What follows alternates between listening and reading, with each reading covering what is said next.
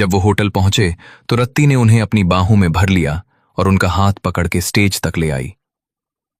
रत्ती ने सब हाजरीन महफिल को मुखातिब करते हुए एक ऐसा ऐलान कर दिया जिसने सबके कदमों तले से जमीन खींच ली।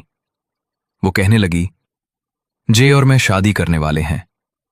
याद रहे कि रत्ती प्यार से कायद को मिस्टर जे कहा करती थी, लेकिन कौन जानता था कि अगले चंद बरसों में यही ताज होटल होगा और रत्ती यहां खुदकुशी करेगी।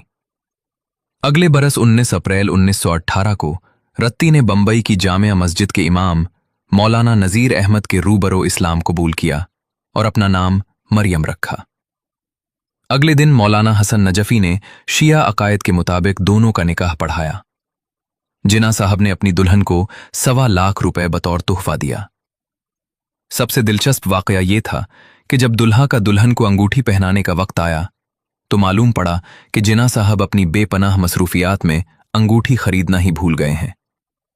ऐसे में राजा साहब ऑफ महमूदाबाद ने अपनी हीरे की अंगूठी कायद के हाथ पर रख दी, जिसे उन्होंने अपनी दुल्हन को पहनाया। याद रहे कि कायद के सुसर सर डिंशा पेटिट अपने जमाने में पूरे भारत के अमीर तरीन इंसान थे।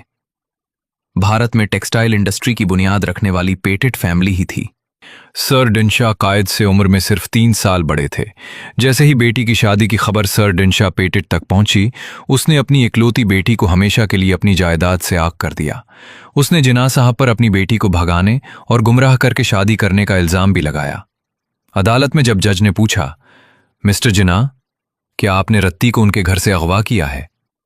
इससे पहले कि वो जवाब देते, रत्ती अपने शौहर के दिफा में खड़ी हो गई और पुरजोश लहजे में बोली, जिना ने मुझे अगवा नहीं किया, बल्कि मैंने उन्हें अगवा किया है। रत्ती अपनी जहानत, अपने बागी मिजाज और अपनी इल्म दोस्ती के लिए मशहूर थी। एक बार किसी सहाफी ने रत्ती जिना से पूछा कि अगर आपके शौहर को नाइट शिप यानी सर का खिताब और आपको लेडी जिना का टाइटल मिल जाए तो कैसा होगा? रत्ती को अंग्रेजों से इस कदर नफरत थी कि वो गुस्से में बोली, अगर मेरे शौहर ने नाइट शिप कबूल कर ली तो मैं उन्हें छोड़ दूंगी।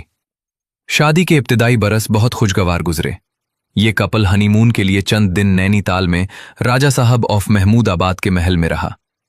रत्ती रोमानवी तबीयत की मालिका थी और कायदे आजम उसके सामने बेबस हो जाते थे। रत्ती कायद के लिए बहुत लकी साबित हुई। आपने कायदे आजम को चंद एक तस्वीर में मूंछों के साथ देखा होगा। कम लोग जानते हैं कि रत्ती को कायद की मूंछें पसंद नहीं थी और फिर अपनी महबूब बीवी की मानते हुए कायद ने अपनी मूंछें हमेशा के लिए साफ कर दी। कंजी द्वारकादास अपनी किताब जिना, रत्ती और मैं लिखते हैं कि मोहम्मद अली जिना अपनी खूबसूरती